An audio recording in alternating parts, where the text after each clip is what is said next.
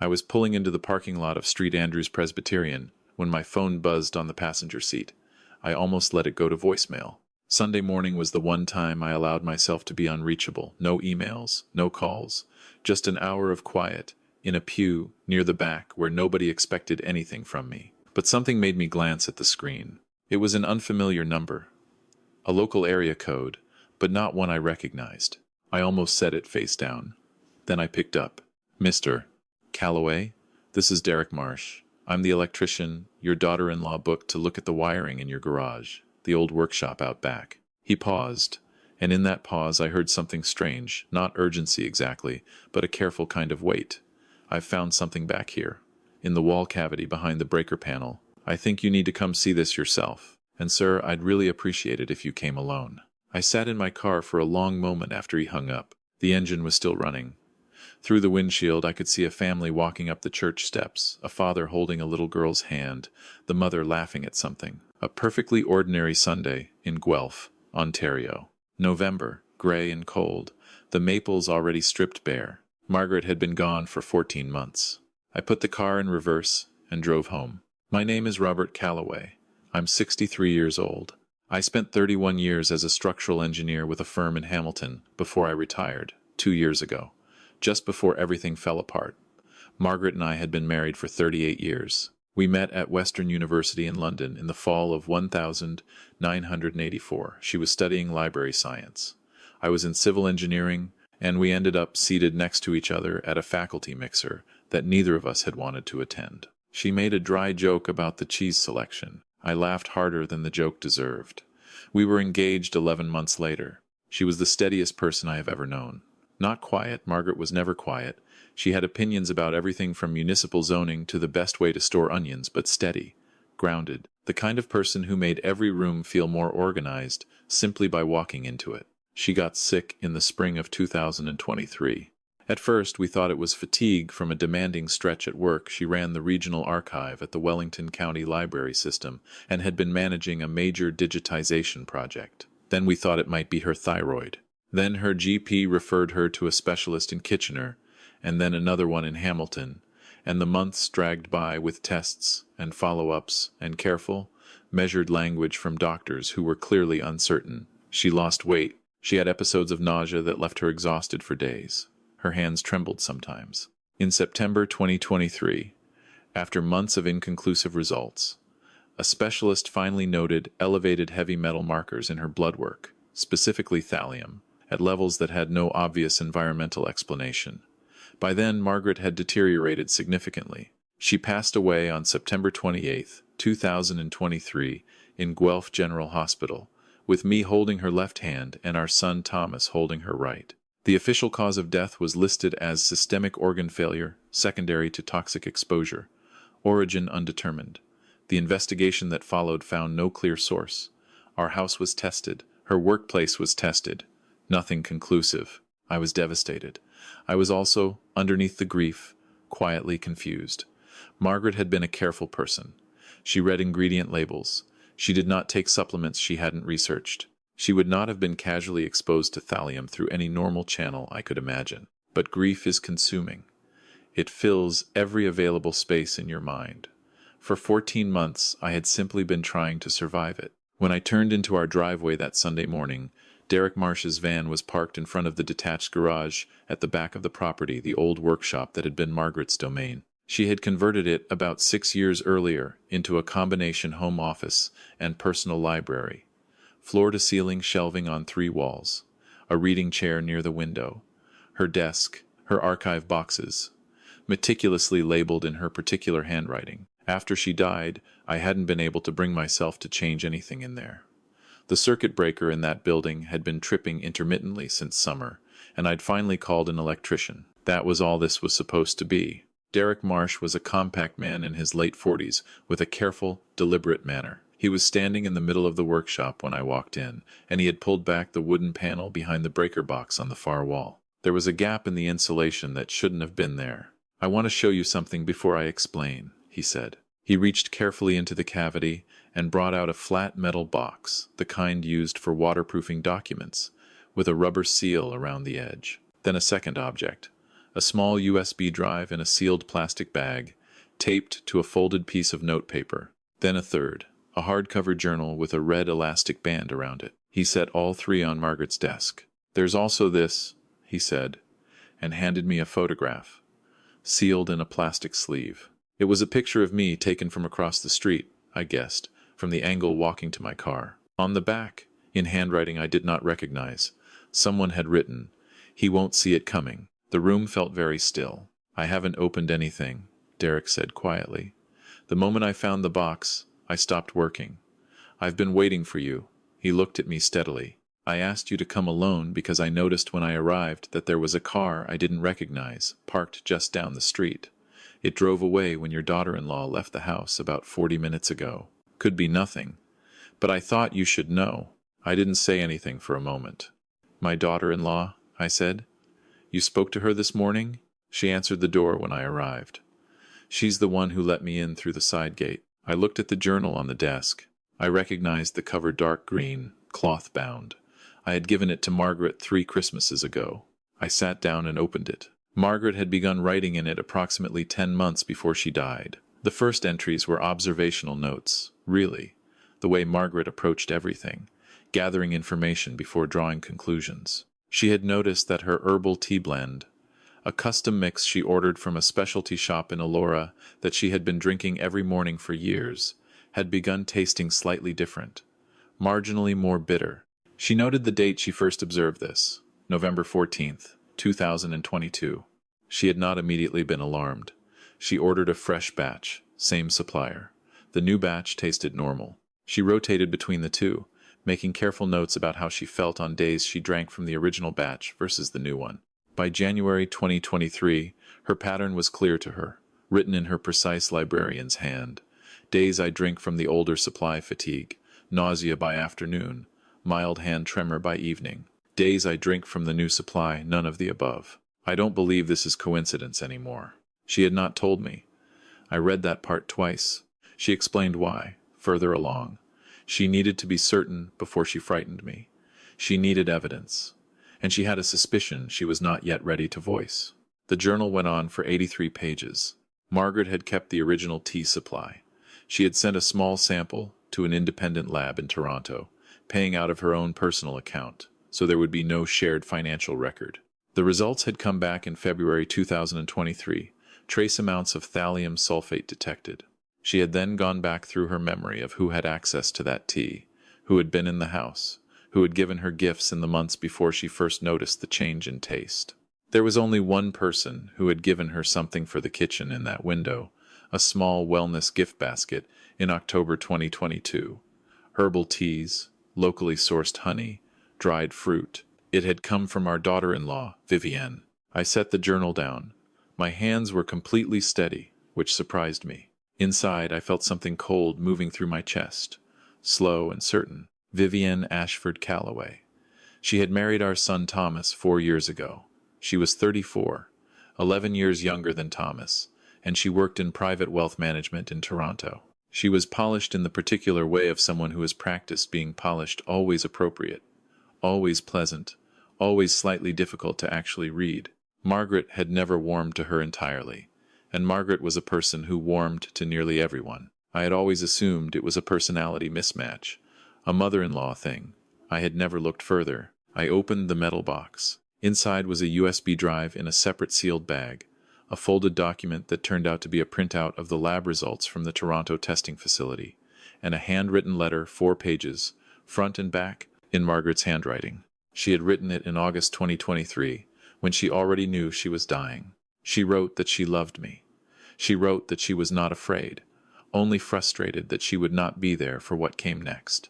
She wrote that she had done everything she could think of to create a record that would survive her, because she did not trust that the truth would surface on its own. She had hidden this box in the wall of the workshop because she knew I never used the breaker panel and would not find it accidentally, but that eventually, when something went wrong with the building's old wiring, an electrician would. She had planned for this.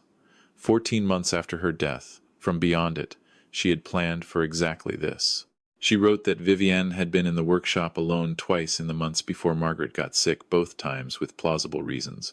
Once to help carry archive boxes, once to retrieve something for Thomas. Margaret had not thought much of it at the time. She did afterward.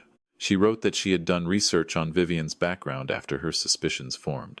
She had found, through careful searching in public records, and through a retired colleague who knew how to navigate archival databases, that Vivienne had been born Vivienne Parr in Barrie, Ontario. She had been previously married twice. Her first husband, a man named Gordon Ashford, had died in 2017 inches, Sudbury officially a cardiac event at age 51. He had been a mining executive. His estate had been substantial. Her second husband, a man named Daniel Reeve, had died in 2020 inches, Ottawa, a prolonged illness, organ failure, cause listed as idiopathic. He had been a semi-retired investor. She had walked away from both estates as the surviving spouse. After Daniel Reeve's death, Vivienne had taken his surname, Ashford, the name of her first deceased husband, as a middle name, and presented herself in social settings as Vivienne Ashford. That was how she had met Thomas, at a charity event in Toronto in 2019. He had not known she was a widow, not initially. She had mentioned it eventually, in what Margaret described as a carefully practiced way: grief as social credential, loss as intimacy builder. Thomas had been vulnerable then. He had gone through a difficult separation from a previous long-term relationship. He was lonely. He was earnest. He had always been the kind of person who trusted people until given specific reason not to. I closed the letter. I sat in Margaret's chair in her workshop for a long time. The photograph. He won't see it coming. Someone had been watching me. Someone had known, or feared, that Margaret might have left something behind and had been monitoring whether I was getting close. I thought about the last 3 months. Small things that had not registered as significant at the time. A jar of specialty preserves Vivienne had brought when she came for dinner in September, pressed on me specifically, from a local producer, something she thought I would enjoy with my morning toast. I had eaten perhaps a third of it before setting it aside. I had not felt well that week, but I had assumed I was coming down with something. I had not connected it. I thought about Thomas. My son was 41 years old. He was a project manager for a construction firm in Mississauga. He was a decent, hard-working, genuinely good person who had grown up watching his parents treat each other with respect and affection. He coached youth hockey on Saturday mornings. He called me every Sunday evening without fail. Did he know? Was he part of this? I didn't believe it. I couldn't believe it in the way I couldn't believe the sky was green, not denial, just a foundational certainty about who my son was. But I also recognized that I was not in a state to trust my own instincts entirely. I picked up my phone and called the one person I knew to call. Raymond Osei had been my closest friend since university. We had been in the same engineering cohort at Western, had stood in each other's weddings, had raised our kids in the same circle of weekend barbecues and hockey games, and the ordinary accumulated life of a 35-year friendship. He was now a retired Crown attorney who still occasionally consulted on complex cases. If anyone could tell me what to do with what I was holding, it was Raymond. He answered on the second ring. "Ray," I said, "I need you to come to my house. Right now. Don't tell anyone you're coming." He arrived 40 minutes later. I walked him through everything: the journal, the lab results, the letter, the photograph. He read without interrupting. When he finished, he looked up at me with an expression I recognized from the years I had watched him in professional contexts. Precise, controlled, already building a structure in his mind. "You haven't called the police yet," he said. "I called you first." "All right." He set the letter down carefully. "This is enough to open an investigation. The lab results alone, combined with the prior death records Margaret identified, create a pattern that any detective worth their salary is going to take seriously." He paused. "The photograph concerns me. Someone knows this house. Someone may know about this workshop." "Vivienne arranged the appointment with the electrician," I said. "She made the call." Raymond looked at me. "She booked Derek Marsh to come here," I said. "She had access to the workshop this morning, before I arrived. She left just before I pulled in." "Then either she was trying to intercept whatever Margaret left behind," Raymond said slowly, "or she doesn't know exactly where it was hidden and was counting on the electrician to find it first." "And she would have been here when he did," I said, "if I hadn't come home quickly enough." We sat with that for a moment. "Robert," Raymond said, "I want you to do something difficult. I want you to behave completely normally for the next 48 hours. Don't confront Vivienne. Don't change your behavior around Thomas. Don't eat or drink anything prepared by anyone in that household. And tomorrow morning, you and I are walking into the Guelph Police Service with everything in that box." I nodded. "And the preserves jar," he said. "Do you still have it?" I did. It was still in my pantry, mostly uneaten. "Don't touch it. I'll arrange for it to be tested." That night I did not sleep. I lay in the dark, in our bedroom, my bedroom, and looked at the ceiling, and thought about Margaret sitting in her workshop in the last months of her life, getting sicker, methodically building a case with the same careful attention she had brought to everything, knowing she was running out of time, knowing she might not live to see what she had built used, doing it anyway, for me. I thought about the morning she died. She had been lucid, briefly, in the last few hours. She had looked at me and squeezed my hand and said, "You're going to be okay. I've taken care of it." I had thought she was comforting me. I had thought she was being Margaret steady to the last. She had meant it literally. Raymond and I went to the Guelph Police Service the following morning. We were there for 4 hours. A detective named Patricia Wen took our statement. She was thorough and unsentimental, and asked precise questions. By the end of the meeting, she had contacted the Ontario Provincial Police Major Crimes Unit and coordinated with investigators in Sudbury and Ottawa to pull the files on Gordon Ashford and Daniel Reeve. The preserves jar was sent to a provincial lab. Results came back within 72 hours. Trace thallium sulfate, consistent with the compound identified in Margaret's tea sample. Within 2 weeks, investigators had identified the specialty supplier in Elora, the same shop from which Margaret ordered her tea, and had pulled security footage and purchase records. Vivienne had ordered a custom blend from the shop in October 2022, specifying unusual additives she had framed as wellness herbs. The shop owner remembered her. She had paid cash. The investigation into Vivienne's background surfaced what Margaret had found, and more. Gordon Ashford's body was exhumed in Sudbury. Toxicology revealed thallium compounds consistent with deliberate poisoning. Daniel Reeve's medical records, re-examined by a forensic pathologist, showed a pattern of symptoms identical to Margaret's. In both cases, Vivienne had controlled the household food and supplement supply in the months preceding their deaths. A forensic financial analyst traced Vivienne's assets. She had inherited approximately $2.3 million from Gordon Ashford's estate and $1.8 million from Daniel Reeve's. She had invested carefully and quietly. Her wealth management career, a field in which she was entirely self-directed, with no institutional employer, appeared to be largely a constructed identity, a credibility layer. She had been watching me.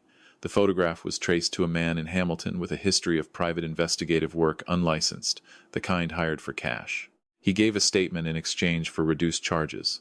Vivienne had hired him in September, 2 months before the electrician's appointment. She had specifically asked him to monitor whether I was spending unusual time in the workshop, whether I was contacting lawyers or investigators. She had grown concerned, the investigator said, when I had finally arranged the electrical repair. She had been trying to get into the workshop herself for months, but had not had a plausible opportunity. She had booked Derek Marsh through the service that held our standing home maintenance account. She had planned to be present when he opened the wall. She had planned to be there when whatever Margaret left behind was found.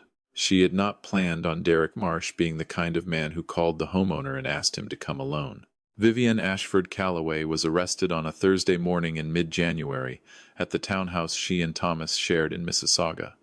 Thomas was at work. She was charged with first-degree murder in Margaret's death, with additional charges to follow in connection with the deaths of Gordon Ashford and Daniel Reeve.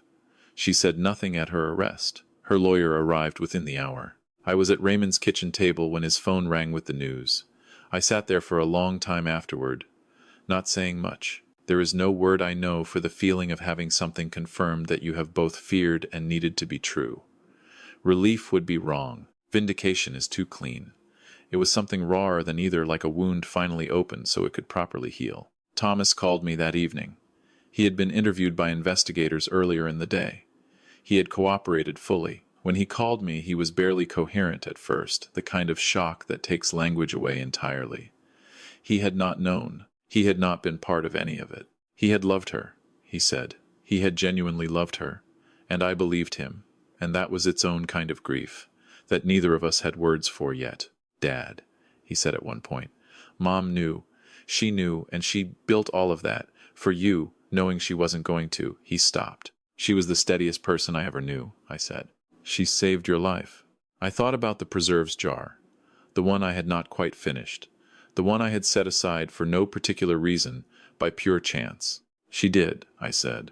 In March of the following year, Vivienne entered a guilty plea on all 3 counts of first-degree murder. The Crown's case was, in Raymond's assessment, overwhelming the physical evidence, the financial trail, the testimony from the Allura shop owner, the forensic toxicology from all 3 victims, the investigator who had been surveilling me. She received 3 concurrent life sentences with no eligibility for parole for 25 years. I attended the sentencing hearing. I sat in the second row. When the judge read the sentence, I did not feel triumph. I felt something quieter, a kind of completed circle. A long account finally closed. I went back to the workshop afterward. I sat in Margaret's reading chair by the window. The maples were beginning to bud, the first pale green of April, just visible at the tips of the branches. Spring coming back the way it always does, indifferent to everything that has happened. There was one more page in Margaret's letter that I have not mentioned until now. She had written it separately and tucked it behind the others, shorter, more personal. Not evidence, just words for me. She wrote that she was sorry she couldn't stay. She wrote that she hoped I would not spend too long in the gray space where she knew I would go. She knew me, she said, better than I knew myself. She wrote that the workshop was mine now, and I should do something good with it. And she had always thought it would make a wonderful woodworking space, because I had mentioned that 3 times over the years and never acted on it. She wrote that she loved me in the particular way you love someone after 38 years. Not the loud love of beginnings, but the deep-rooted kind that has survived disagreements about household finances and parenting, decisions, and what constitutes a reasonable timeline for replacing the upstairs bathroom, and is stronger for all of it. She wrote, "Don't eat things from people you don't trust." I mean that as practical advice, and also as something larger. I folded that page and put it in my breast pocket, and I have kept it there ever since.